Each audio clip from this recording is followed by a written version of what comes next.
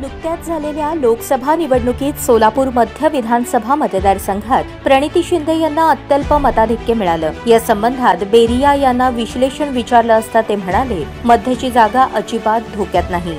गेल्यावेळी विधानसभेला महेश कोठे, दिलीप माने, तौफिक शेख आदी मंडळी प्रणिती शिंदे यांच्या विरोधात उभारले होते। यावेळी ते प्रणिती यांच्या सोबत होते। आडम मास्टर यांचाही पाठिंबा होता। MIM उमेदवार नव्हता, याचा फायदा प्रणिती शिंदे यांना झाला। या सर्वांना मानणाऱ्या मतदारांनी मतदान करताना कोण उमेदवार योग्य असा विचार केला। राम सातपुते आणि प्रणिती शिंदे यांच्यामध्ये थेट लढत झाली। मतदारांपुढे फारसे पर्याय नव्हते। याचबरोबर या निवडणुकीत पक्षाची धोरण, विकास कामे ही सुद्धा महत्त्वाची ठरली आहेत। याही आधारावर येथील मतदान झालं नसल्याचं आपलं मत असल्याचेही बेरिया म्हणाले।